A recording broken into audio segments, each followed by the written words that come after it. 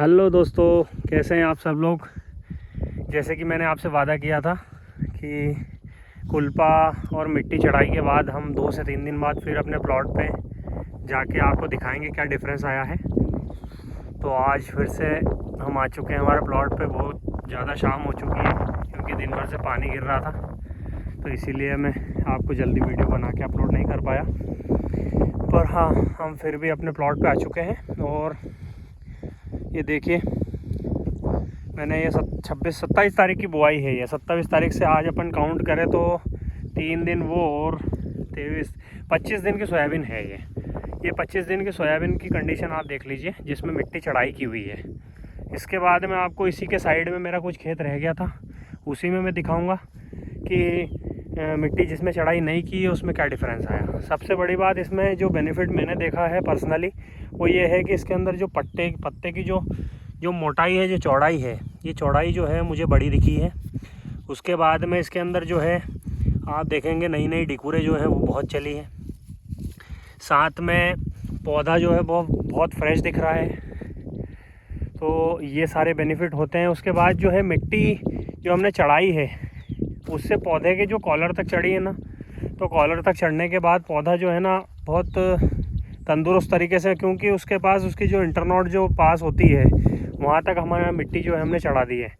अब इसमें क्या होगा, मैं आपको एक एग्जांपल देता हूँ। 1 मिनट रुकिए। ये देखिए, ये मिट्टी जो है इस पौधे के पास में चढ़ गई है। अब इसकी इंटरनोड जो है, इसकी इंटरनोड जो यहाँ से है ना, ये इंटरनोड यहाँ से एक और अंदर जो है वो ब्रांचिंग निकालेगी जड़ के लिए। ये जो जड़ के लिए निकालेगी, ये एक्स्ट्रा अपने को बेनिफिट है। यहाँ से जो वाइट रूट जो होती है भोजन वाली, वो नई वाली जो निकलेगी वो जाएगी नीचे। वहाँ से ये भोजन लेने का नया एक वो मतलब बनाएगी, खुद का रूट डेवलप करेगी। जब रूट डेवलप होती है तो हमें जो है नई रूट डेवलप होगी, तो वहाँ से जो भोजन की जो वाइट रूट होती है वो फिर से एक डेवलप होगी। वहाँ से डेवलप होने के कारण इसके पौधे के अंदर जो ब्रांचिंग है वो भी ज़्यादा आएगी। उसके बाद में पौधे का कलर बहुत अच्छा रहेगा। पौधे के अंदर रोग प्रतिरोधक क्षमता जो है बढ़ जाएगी, क्योंकि पौधे को जितना भोजन चाहिए उतना उसके पास पर्याप्त है। जब पौधे के पास पर्याप्त भोजन होने के कारण क्या होता है कि पौधा अपने आप को कमज़ोर महसूस नहीं करता है। जब अब कमज़ोर नहीं रहता है तब आप ये चीज़ समझ के चलिए कि उसके अंदर बीमारी आने के चांस बहुत कम होते हैं। ठीक है। अब उसके बाद मैं आपको दिखाऊंगा कि मैंने जो बेड पे मिट्टी नहीं चढ़ाई है उसमें क्या परिणाम रहे। और इसके अंदर मैं आपको मिट्टी हटा के दिखाता हूँ, जो रूट डेवलप हुई है वो क्या पोजीशन में है। आप देखिएगा 1 मिनट।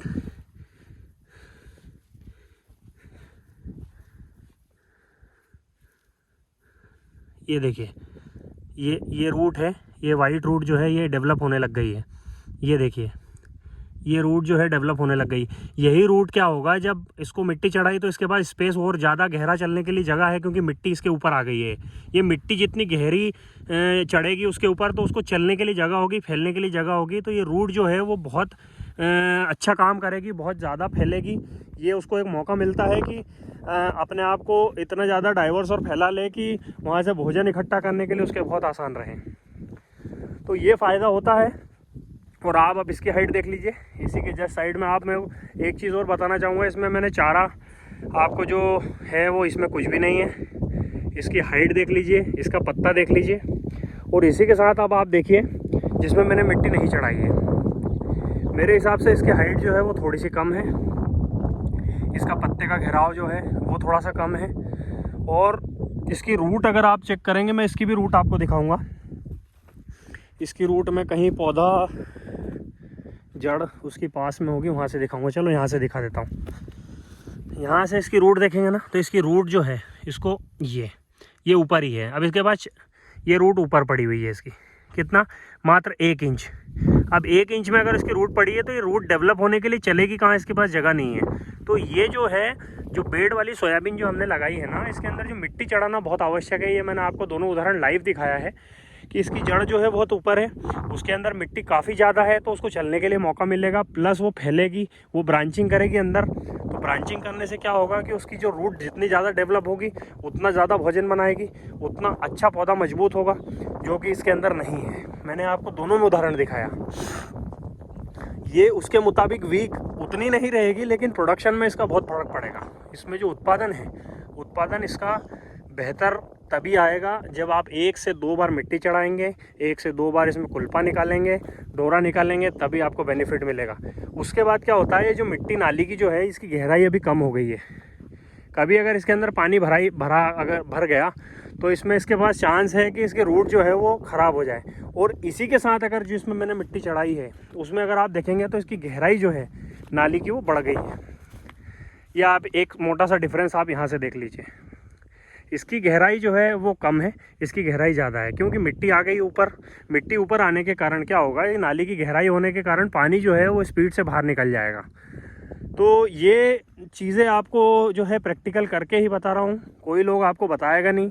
बाकी मेरा ऐसा है कि हमारे किसान भाई पहले जो थे वो हमारे फादर ग्रैंडफादर, वो उनको उतना एजुकेशन नहीं मिल पाया था, इसीलिए वो विधिगत तरीके से कर रहे थे। लेकिन अब जो है हम एक जनरेशन आई है जिसको खेती को हमको एक बहुत अच्छे लेवल पे लेके जाना है। तो ये विधि के द्वारा हम जो है कोशिश कर रहे हैं कि लोगों तक अच्छे से अच्छी चीज़ें पहुंचाएं, ताकि हर व्यक्ति किसी सुविधा और किसी नॉलेज के लिए परे ना रहे, हर व्यक्ति ये ट्राई कर सके। हमारा उद्देश्य ये है कि हर किसान तक ये वीडियो पहुंचे, ताकि लोग देखें कि यार किस तरीके से खेती और कर सकते हैं और प्रोडक्शन बढ़ा सकते हैं कम लागत में। तो ये एक स्मार्ट डिसीजन है। तो आप मेरे सामने आपको पूरा मैंने दिखाया है, पूरा व्यवस्थित तरीके से मैंने आपको दिखा दिया है। जो भी डिफरेंस था आपने खुद ने देखा है। इसमें जो जड़ थी, जड़ का भी आपको मैंने डिफरेंस दिखाया, जो रूट थी वो भी मैंने दिखाई। तो गाइज़ इस चीज़ को आप थोड़ा सा समझिए, ये समझना बहुत ज़रूरी है। अगर इसके अंदर अगर अपने को टाइम मिलता है तो एक बार अगर मिट्टी चढ़ाई और हो जाए तो और बेहतर प्रोडक्शन मिलेगा।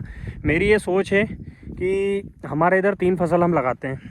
3 फसल में क्या होता है, आप हमारे इधर DAP के अलावा कुछ नहीं डालते।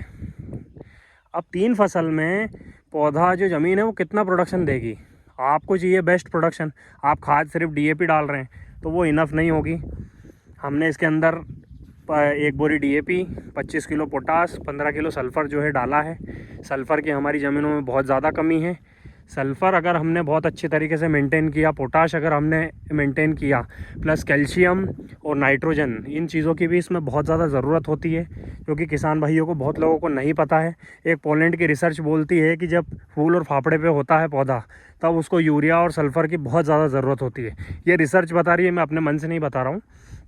अगर इन चीज़ों की समय समय पे अगर हम पूर्ति करते हैं तो इसमें हमको बहुत बेहतरीन रिज़ल्ट देखने को मिलेंगे। हम लोग क्या करते हैं, ये मोबाइल पे वीडियोस देखते हैं कि यार ये इतना प्रोडक्शन निकाल रहा है, इतना कोई होता है क्या है कि चीज़ों का अगर नॉलेज अगर आप लेंगे तो हर चीज़ संभव है। नॉलेज और विधि के साथ और समय पे अगर जिस समय उसको ज़रूरत है, अगर आप उस चीज़ को तब तक अगर देंगे तो ये चीज़ संभव है।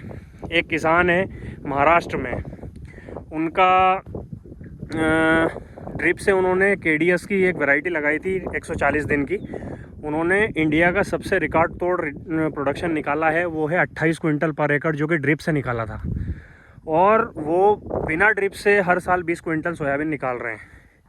उनको दूसरे देशों से बहुत सारे रिसर्च के लिए उनको अपने भारत से भेजा गया है। वो काफ़ी जगह गए हैं, वहाँ से रिसर्च जानकारियाँ लेके बटोर के और अपना जो है खेत में अपना अनुभव जो है वो करते जा रहे हैं। उनको प्रोडक्शन बहुत अच्छा मिल रहा है। तो मैं ये सोचता हूँ कि अगर मेरे पास कोई चीज़ है तो मैं आपके थ्रू ये मोबाइल के थ्रू मैं आप तक पहुँचाऊँ, ताकि अपन भी उस तरीके के किसान बन सकें जो ज़्यादा से ज़्यादा प्रोडक्शन निकाल रहे हैं, ताकि अपने को बेनिफिट मिले।